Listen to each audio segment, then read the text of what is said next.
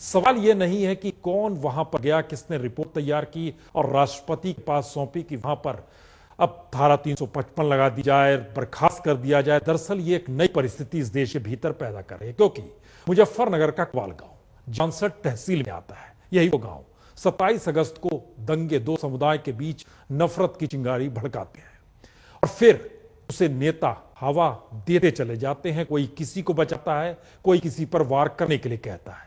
ये वही कवल गांव जहां पिछले 66 बरस, कल्पना करिए 66 बरस मतलब आजादी के बाद, आजादी में भी जब पूरा देश जल रहा था और नौखली में महात्मा गांधी थे, उस वक्त भी मुजफ्फरनगर दरअसल हस्तिनापुर और कुरुक्षेत्र के बिल्कुल नजदीक का इलाका है।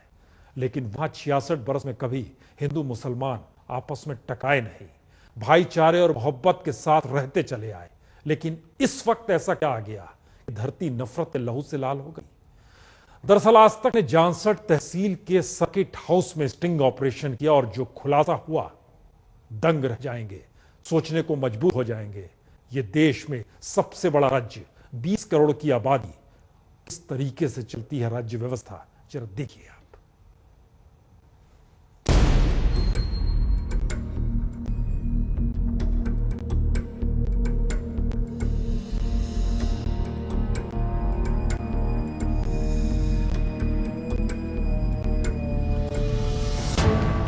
मुजफ्फरनगर की जानसठ तहसील का ये वही कवाल गांव है जहां पिछले 66 सालों से हिंदू और मुसलमान अमन चैन के साथ रह रहे थे। लेकिन 27 अगस्त को एक लड़की से छेड़छाड़ को लेकर दोनों समुदाय ऐसे भिड़े कि घंटे भर में मोहल्ले में 3 लाशें गिरी और अमन चैन तार तार हो गया। कवाल की काली कथा रिकॉर्ड करने हमारा खुफिया कैमरा पहुंचा जानसठ के सर्किट हाउस, जहां पर इलाके के एसडीएम आरसी त्रिपाठी और सर्किल अफसर जे.आर. जोशी मौजूद थे।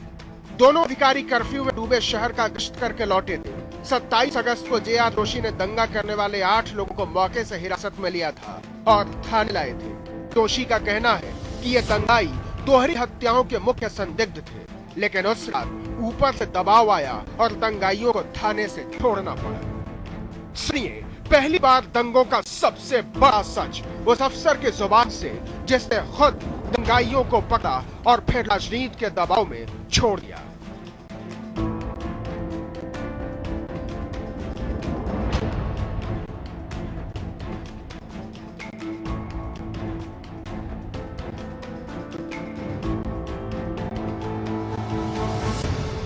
एसडीएम साहब, तलाशी हुई थी कि नहीं वहाँ पर? तलाशी आप लोग ने अवॉइड किया? बिल्कुल पूरी तलाशी। जहाँ डबल मर्डर हुआ पहले दिन अच्छा तलाशी हुई, पकड़े गए, अभी पकड़े गए।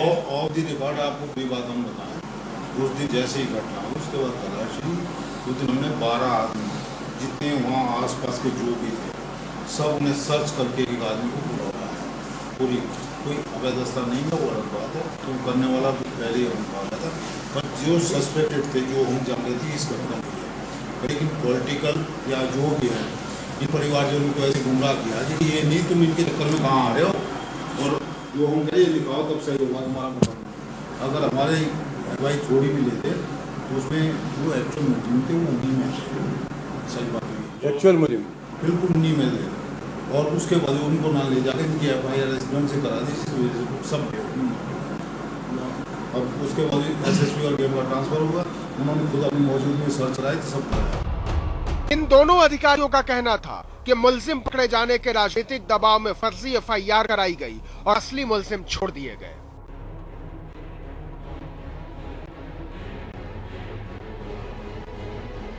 अच्छा, पकड़ लिया था? पकड़ लिया। अब जब FIR में देखा तो मात का नाम था, हमारे सामने मौजूद DMA से ट्रांसफर उन्होंने अच्छा फिर छोड़ दिया ऐसे घुमा, उन्होंने कह दिया ठीक है, नहीं FIR उनको बैठाएंगे, डिटेन कर लीजिए। बात भी सही है भाई, नामजद FIR है उसमें वो है ही नहीं है, तो क्यों उनको बैठाया? वो जो 7-8 आपने पकड़े थे फिर थाने लाए थे वहीं से?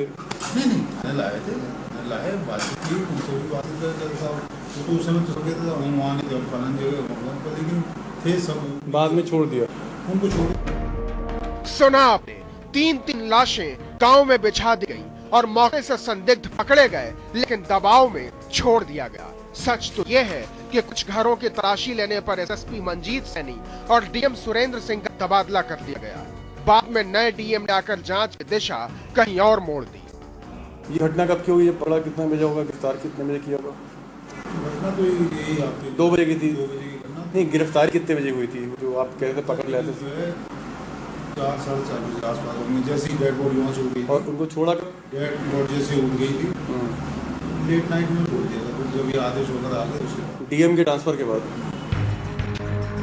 पहले कुछ घर में तलाशी, फिर डीएम का ट्रांसफर। डीएम का ट्रांसफर होते ही संदिग्धों को थाने से छोड़ने का आदेश। कवाल की काली कथा सुनते जाइए, दिल दहला देने वाला वो खुलासा जो जाहिर कर रहा है कि कानून का कवाल में कैसे मजाक उड़ाया गया। किस तरह तलाशी लेने पर डीएम का ट्रांसफर किया गया, किस तरह फर्जी एफआईआर लिखी गई, किस तरह पकड़े गए आरोपी छोड़े गए और किस तरह बाद में दंगा भड़काया गया। जरा सुनिए आगे की दास्तान। इलाके के 2 सबसे बड़े अफसरों के जुबानी दोनों अफसर मान रहे हैं कि जानबूझकर नेताओं ने फर्जी एफआईआर कराई और असली मुलजिमों को थाने से रिहा करवा दिया। तो जितने अक्यूज को आपने पकड़ा था वो वास्तव में थे? देखो ऐसे हम कैसे करें, देखने वाले जब वो आई विटनेस दे रहे कि मौके पे ये थे, हम तो सस्पेक्टेड जो थे इसको प्राइम सस्पेक्ट जो वही मेजर मिस्टेक हुई और वो मैसेज मेरे ख्याल दूसरी कम्युनिटी में चला गया। मतलब दुर्भाग्य है मतलब पूरे देश का इस सिस्टम का, जैसे ही कोई घटना होती है नेता तुरंत आके उस पर बैठ के कि नहीं तुरंत। सीओ और एसडीएम का खुलासा, नेताओं का था भारी दबाव, फर्जी एफआईआर कराई गई और मुख्य संदिग्ध छोड़ दिए गए। इन अधिकारियों का मानना था कि दोहरी हत्याओं के मामले में कुछ घरों की तलाशी ली गई, जिस पर कुछ रसूखदार नेता डीएम और एसएसपी से नाराज हो गए और दोनों का तबादला कर दिया गया। इस कार्रवाई से इलाके में सांप्रदायिक तनाव भड़का। अगर डीएम और एसएसपी का उस रात तबादला न होता तो अपराध की घटना सांप्रदायिक दंगे में न तब्दील होती। लेकिन इससे बड़ा खुलासा करने जा रहे हैं फुगाना थाने के 2nd ऑफिसर, जिसके सामने अल्पसंख्यकों के गांव राख कर दिए गए। हर सिंह और हरीश शर्मा के साथ दीपक शर्मा, मुजफ्फरनगर, आज तक। हर वो वर्दीधारी, हर वो अधिकारी जो मौके पर मौजूद था स्ट्रिंग ऑपरेशन के दायरे में, वही है।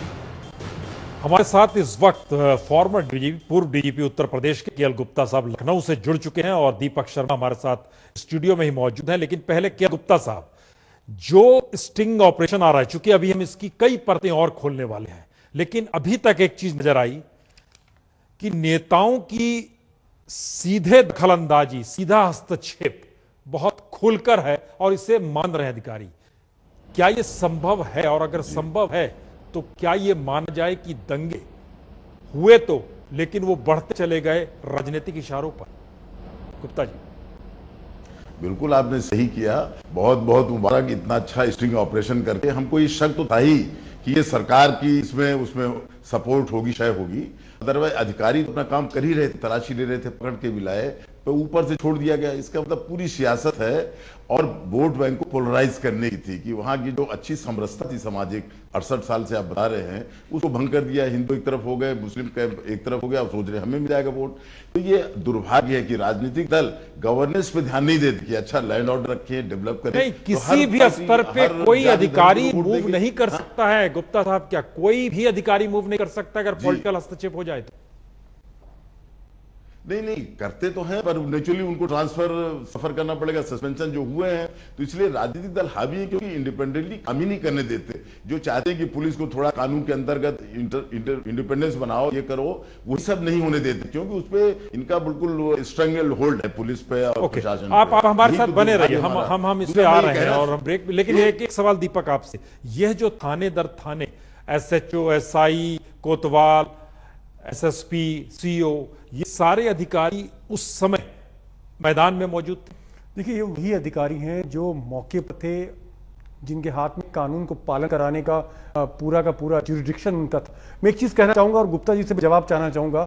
एसडीएम और सीओ 7 लोग प्राइम सस्पेक्ट पकड़ते हैं और 4 घंटे के बाद जब डीएम एसएसपी का तबादला होता है, आदेश आता है लखनऊ से कि इनको रिहा कर दिया जाए और इसकी रिहाई के बाद ही दंगे भड़के हैं।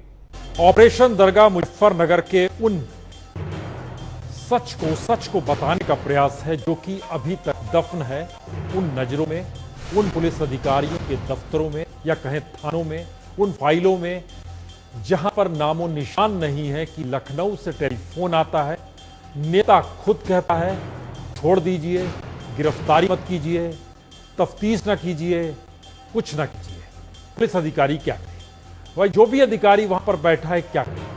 इसको हम लगातार दिखा रहे हैं। लेकिन क्योंकि एक सवाल दीपक ने पूछा था कि गुप्ता साहब से, गुप्ता साहब हम आगे की परत खोलें उससे पहले जवाब हम जरूर चाहेंगे जिसका जिक्र हुआ था, 7 गिरफ्तारी, 7 को तुरंत छोड़ दीजिए, और उसी के बाद से दंगा भड़का, लखनऊ से टेलीफोन आता है जी।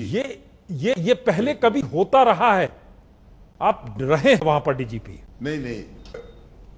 नहीं, पहले कभी नहीं होता था, और सामाजिक समरसता जैसे बताया, पर ये 89 वगैरह के बाद ये मंडल कमंडल की वजह से पूरा समाज को हमने बांट दिया जाति और धर्म के नाम पर। उसी राजनीति होती है, एडमिनिस्ट्रेशन पे नहीं होती कि अच्छी गवर्नेंस है। तो वही मैं कह रहा हूं कि हमारा दुर्भाग्य है कि पढ़ने लिखने के बाद भी हम रेशनल ह्यूमन बीइंग नहीं बन पाए, और ये जब चुनाव आते हैं तो हमको बता दिया जाता है, ये आगाह करते कि तुम हिंदू हो, तुम मुसलमान हो, तुम ओबीसी हो, तुम शेड्यूल कास्ट हो, हमें वोट दो, इसी पे वोट मांगते हैं। ये बात दुर्भाग्य, इस देश की डेमोक्रेसी किस लाइन में चल रही है। ये उसी का नतीजा है कि वहां से लखनऊ से खबर जाती है कि इनको छोड़ दो क्योंकि हमारा वोट बैंक है, पोलराइज होगा। अच्छा, नेता नहीं मरता है इन सब में, गरीब मरता है, डेली वेज अर्नर बेचारे जिसके 2 खाने का नहीं मिलता है, वो कैंपों में पड़े हुए देख रहे हैं। दोनों नहीं, एक चीज बताइए, नहीं गुप्ता साहब एक चीज बताइए, तबादले तो ऐसे भी हुए, तबादले उसी समय डीएम का कर दिया गया जी। कौन सा डर, कौन सा भय रहता है थानों में मौजूद पुलिस वालों के सामने कि वो कार्रवाई करने से घबराते हैं, या एक लखनऊ से फोन आ जाए उसी इशारे पर काम करते हैं? नहीं, कायदे से देखिए, आप आइडियल सिचुएशन की बातें कर रहे हैं तो पुलिस को अपना काम लीगल तरीके से, जो सीआरपीसी आईपीसी ने दिया है, क्रिमिनल प्रोसीजर के साथ काम करना, गिरफ्तार करना चाहिए क्रिमिनल्स को। पर अब प्रैक्टिकल चीजें सोचिए कि पुलिस इंडिपेंडेंट नहीं है, इसीलिए पुलिस कमीशन वगैरह कहते हैं कि इसको एक स्टेचुटरी बॉडी बनाओ, कानून की हाजिर करना। नेता अपना उसमें थंब उसका छोड़ना नहीं चाहता, अंडर थंब रखना चाहता है, दरोगा से लगा के ट्रांसफर करना, सस्पेंड करना, इसकी वजह से नहीं हो पाता है। उच्च अधिकारियों का आपका डिसिप्लिन फोर्स है, उच्च अधिकारियों कहना तो मानेगी ना, एसपी का, डीजी का, Gupta ji police regulation act में, ये हमारी सबकी मजबूरियां हैं ये सब। Gupta ji police regulation act में कानून की अलग बात है कि ये 7 संदिग्ध और प्राइम सस्पेक्ट्स, एसडीएम से कह रहे हैं प्राइम सस्पेक्ट्स मर्डर के थाने लाए गए, हिरासत ले गए, हवालात में डाला गया और बाद में छोड़ दिया गया। कितना गंभीर है ये, कितना गंभीर और ऐसा मामला, भूतपूर्व मामला है ये। नहीं, इतना गंभीर, इससे ज्यादा गंभीर तो कोई चीज हो ही नहीं सकती है। बड़ा ब्लेटेंटली इसको एक पक्ष का फेवर करना, ये वोट बैंक पोलराइज हो रहा है। हमारी तरफ से बताए ना कितने मरे हैं दंगों में, क्या हुआ है, वही सियासत हो रही है कि गरीब गुरबा जो है हमें वोट देगा, जो जाहिल बेचारा अनपढ़ है, पुअर है, और ये वोट देने का इसका मतलब एक तो ये साफ निकल रहा है केवल गुप्ता साहब की पुलिस प्रशासन भी उस राजनीतिक दल के हिसाब से काम करता है जिसकी सत्ता मौजूद होती है।